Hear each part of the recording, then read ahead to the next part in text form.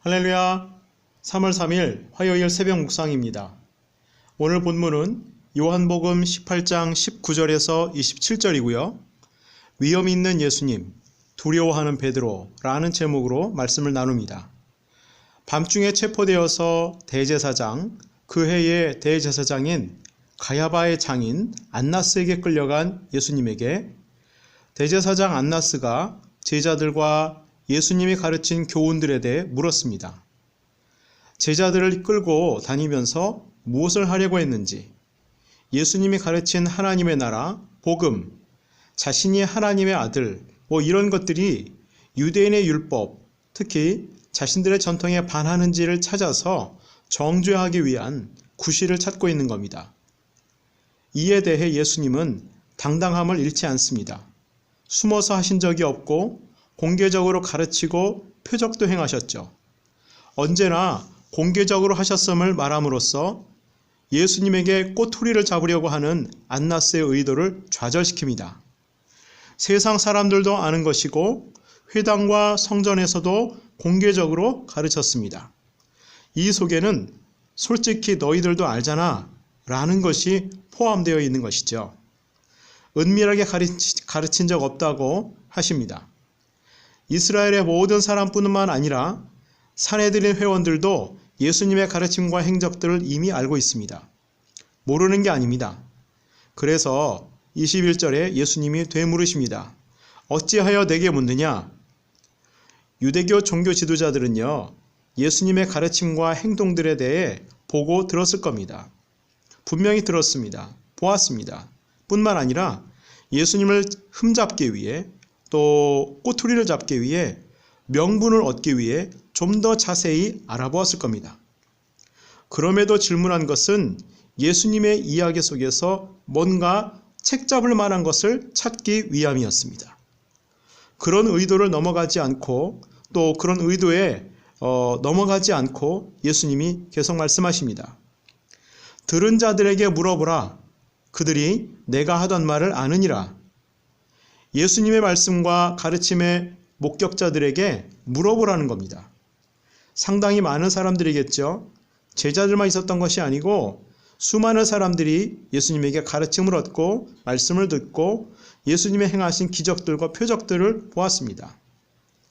예수님은 대제사장 앞에서도 유대교 종교 지도자들 그 앞에서도 조금도 위축되지 않고 오히려 그들이 듣고 알고 있는 바를 말씀하시고 그들의 질문에 어이없음을 드러내시고 율법에 대해 흠없고 능통한 것처럼 외식하는 그들의 모습을 지적하십니다. 그때에 아랫사람 하나가 예수님을 쳤습니다. 아마도 대제사장의 경호원 혹은 산헤드린의 경비원, 아무튼 그들의 밑에서 녹을 먹는 사람이었을 겁니다. 채찍으로 내려치거나 손바닥으로 뺨을 치는 것을 의미합니다. 아마도요, 손바닥으로 쳤을 것입니다. 형이 확정되지 않은 상태에서 피의자에게 가혹행위하는 것은 그 당시에 금지였고요. 유대인들에게 사람의 뺨을 치는 것은 하나님의 형상을 입은 사람의 존엄성을 해치는 것이기 때문에 금기시되었습니다. 그런데 이 사람, 예수님을 때린 것입니다. 감히 무엄하게 대제사장과 산헤드린 앞에서 버릇이 없다고 생각했던 것 같습니다. 1세기 유대 역사가 요세푸스라는 사람은요, 대제사장에게 설득당하지 않은 사람은 하나님에게 불경건한 자와 같이 정의를 어기는 것이다 라고 했습니다. 그 당시 사회의 통념이 그랬다는 겁니다.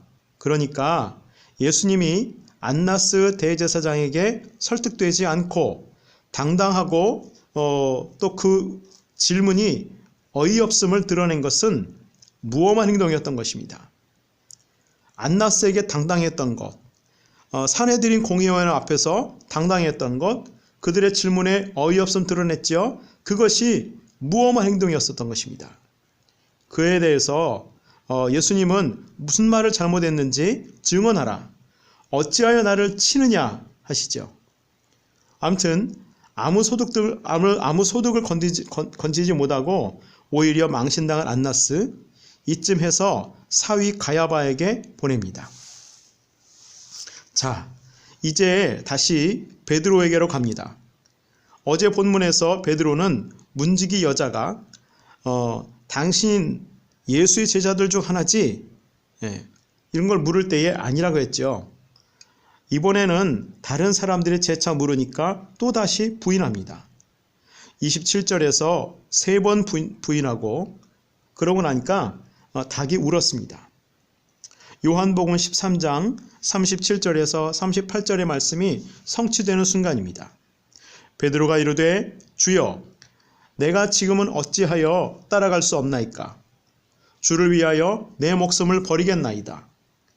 예수께서 대답하시되 네가 나를 위하여 네 목숨을 버리겠느냐?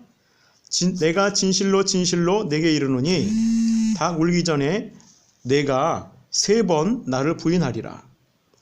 예수님의 말씀대로 이루어졌고 베드로는 자신의 나약함을 깊이 느꼈겠죠. 그런데 3번째 베드로에게 질문한 사람이 겟세마네에서 베드로가 칼로 귀를 자른 말고의 친척입니다. 그런데 그 친척이 베드로와 예수님을 함께 보았습니다. 베드로와 예수님이 함께 있음을 보았다는 것으로 보아서 이 친척도 유다 군병들과 함께 예수를 잡으러 왔던 것 같습니다. 베드로를 본 것이죠. 그런데 베드로는 끝까지 아니라 합니다.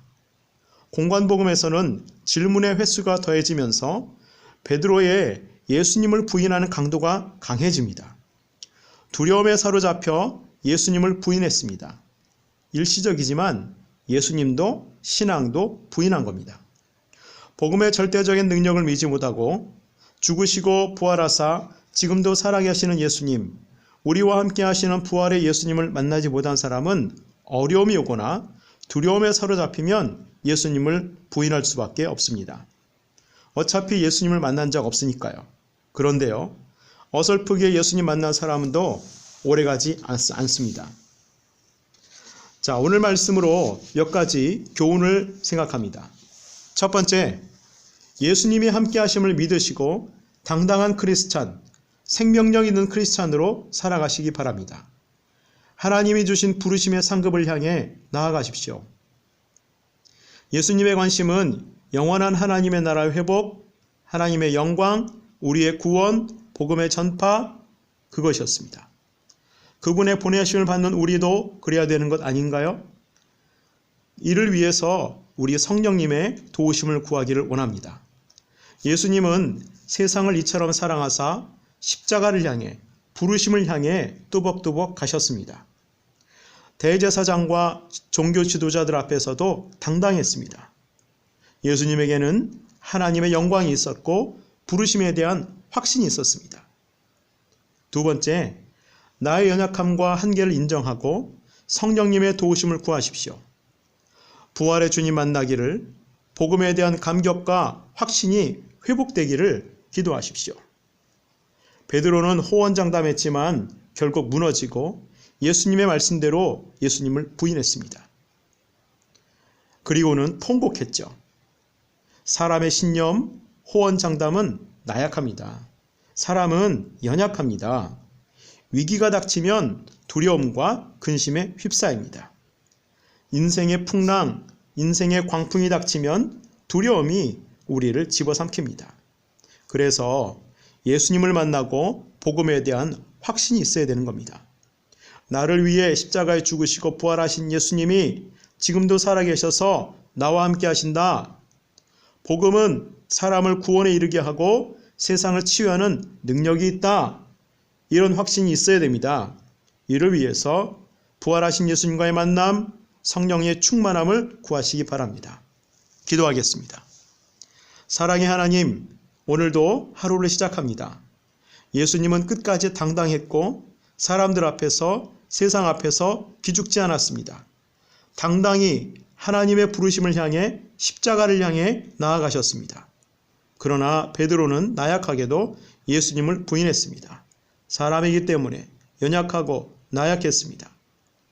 주님의 말씀은 꼭 이루어짐을 믿습니다. 성령님, 우리에게 임재하옵소서. 항상 주의 은혜와 임재 가운데 있기를 원합니다.